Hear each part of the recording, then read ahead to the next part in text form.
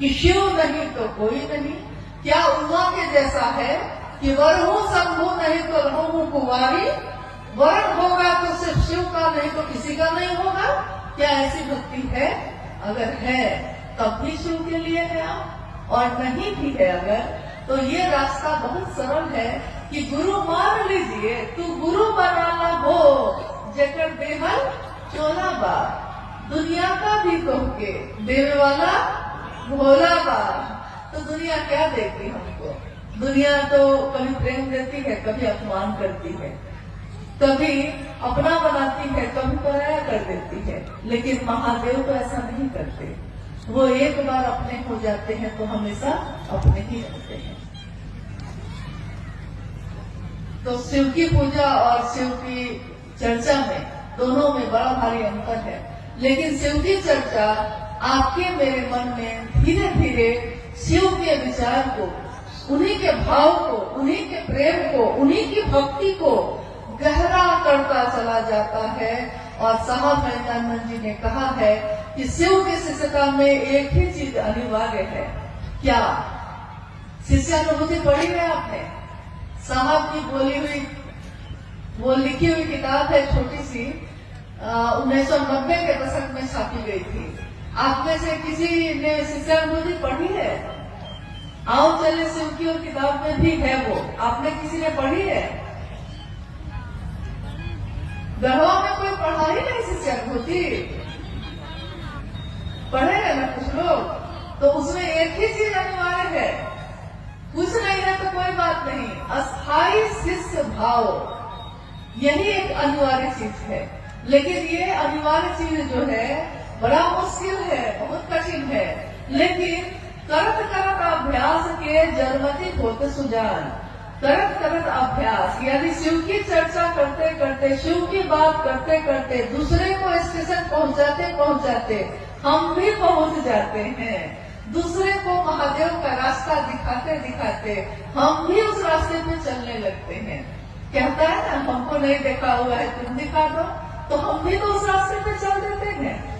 तो शिव की चर्चा करते करते हमारा मन धीरे धीरे धीरे धीरे शिव के लिए अस्थायी भाव से आने लगता है। एक जिज्ञासा है, शिव गुरु को मानते हैं, उनसे दया भी मांगते हैं, नमन भी करते हैं, पर चर्चा नहीं कर पाते हैं, तो शिव मेरे गुरु नहीं होंगे क्या? चर्चा कैसे कर पाएंगे? दया मांग पाते हैं, नमन कर पाते हैं, लेकिन शिव की चर्चा नहीं कर पाते। शिव से दया मांगना, अगर आपने पहला सूत्र ठीक से कर लिया है तो ये हो ही नहीं सकता है कि आप चुप बैठिएगा, क्योंकि उसके बाद तो आप जो बोलना शुरू करते हैं। जो लोग मूक थे, मौन थे, अपने घरों में बंद थे, उन लोगों ने जब शिव को गुरु बनाया तो ऐसा बोलना शुरू किया कि सामने वाला जब मिलता है तो घबरा जाता है, कहता है पहले ही कि हाँ हाँ हो गया, अब इससे ज्यादा मत बोलिए, हम मानने को तैयार हैं, शिव मेरे गुरु हैं। वो इतना बोलेगा कि महादेव को गुरु बनाए भैया, बनाए, कि लास्ट में वो कह देता है कि हाँ भैया अब मत बोलिए, अब थक गए, थक के वो कहता है कि इससे बढ़िया है कि मांगिए लेते हैं, तो मांग लेता है वो। यानी कि तब भी आप चुप नहीं होते। शिव का ध्यान, शिव का भाव दिल में थोड़ा जागे, दिल में थोड़ा जागेगा तो मुंह से तो अपने आप ही निकलता है। ये शास्त्र से बोली हुई बात है, ये शिव गुरु का मंच है। बोलिए, आपने कभी किसी को, विद्वान, बड़े बड़े विद्वान को आके यहाँ बोलते सुना है? कभी नहीं सुना होगा। हमारे गुरुभाई गुरुबानी बोलते हैं, वही भजन गाते हैं, वही चर्चा करते हैं, वही संचालन करते हैं। यानी शिव शिष्यों की ये दुनिया, हाय रे ये दुनिया, हरिंदर की दुनिया, एक हरिंदर निहाल सारी दुनिया। कैसी दुनिया उन्होंने बनाई है, जिसमें कोई शास्त्र नहीं पढ़ा हमने, कोई किताबें नहीं पढ़ी हैं, कितने लोग तो अनपढ़ हैं, दुनिया जिसको कहती है गंवार वो भी है, लेकिन जब महादेव की बात करना शुरू करते हैं तो लोग ठहर के सुनते हैं कि कौन बोल रहा है ये, भैया ये कहाँ से सीखा आपने, वो कहता है, पूछता है। और भैया या दीदी कहती हैं कि भाई ये तो भैया साहब महेंद्र जी का बात है जो हम कह रहे थे। तो उसने कहा कि क्या एक एक लाइन उन्होंने कही है? तो नहीं, उन्होंने सिर्फ इतना नहीं कहा था कि महादेव को अपना गुरु बनाना, लेकिन जब अपना बना लिए है ना तो हृदय में भाव अपने आप ही जगता है और मुंह से आवाज भी, शब्द भी, वाक्य भी अपने आप ही निकलने लगते हैं।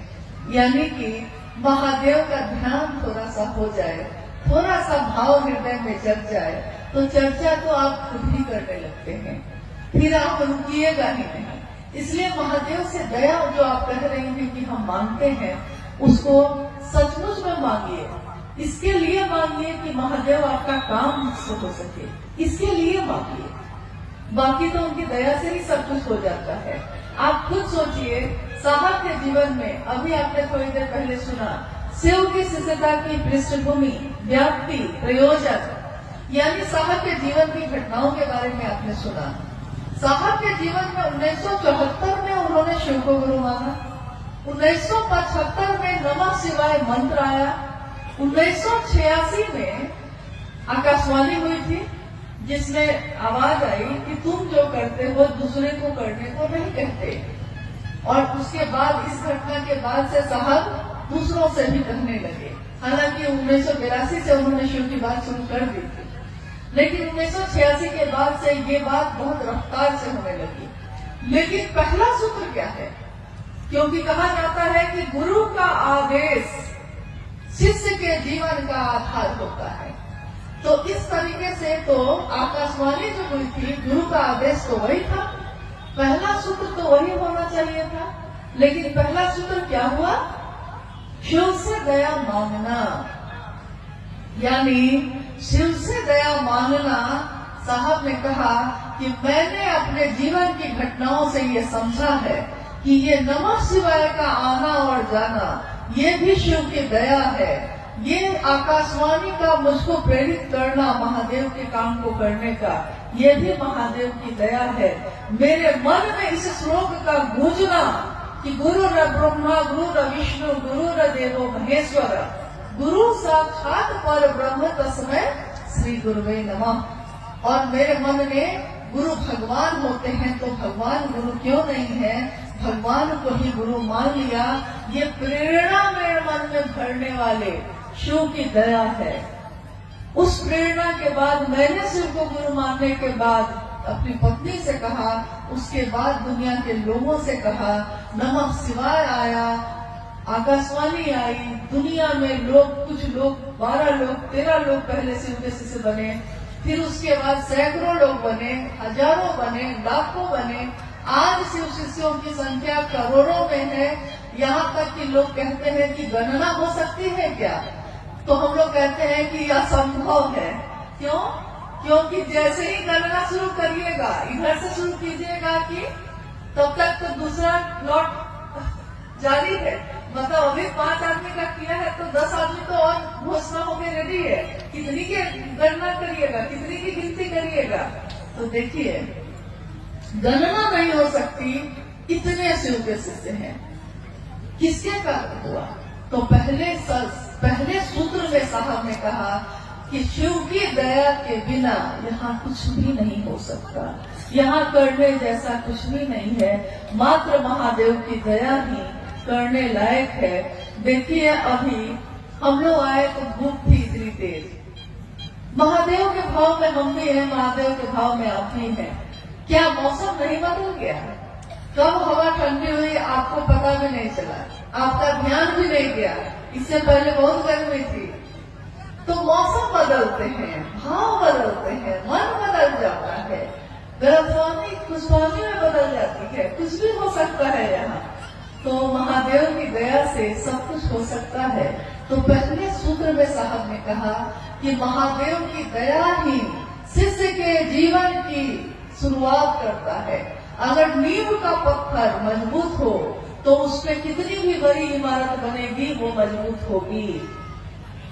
नींव का पत्थर, यानी कि घर जब हम बनाते हैं तो घर बनाते समय नीचे नींव बनाते हैं, तो नींव बहुत मजबूत बनाते हैं, क्योंकि हम कहते हैं कि नींव मजबूत होगा तब ना दीवार भी मजबूत होगी। तो शिव से दया मांगना उसी नींव की तरह है। अगर शिव से दया मांग लिया है ठीक से, मन से, इसके लिए कि आपका काम हो सके, तो चर्चा तो आप ढूंढाल करिएगा, और नमन में तो आपका मन दिन रात रहेगा ही रहेगा। इसके सिवा और कोई चारा नहीं है। अब क्या आएगा?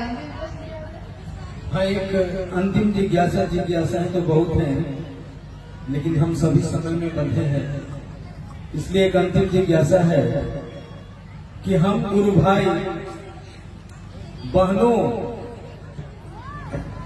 हम गुरु भाई गुरु बहनों के जीवन में महाशिवरात्रि का क्या महत्व है?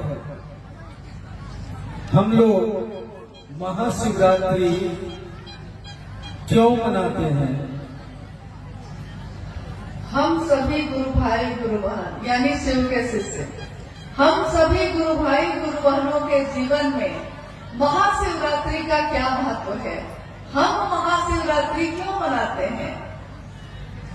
जब साहब मधेपुरा में रह रहे थे, उसी समय मां नीलमानंद जी ने कहा कि हमने शिव को गुरु बनाया है, तो हम लोग को शिव के लिए कुछ करना तो चाहिए, तो हम क्या कर सकते हैं?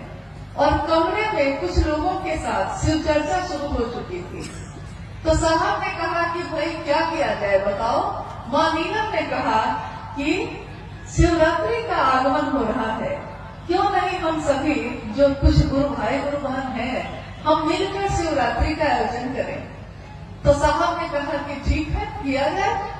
लेकिन उस समय ज्यादातर जगहों पे हरे रामा हरे कृष्णा का बोल चलता था, यहाँ तक कि माँ दुर्गा के मंदिरों में भी, शिव के मंदिरों में भी हर जगह हरे रामा हरे कृष्णा होता था।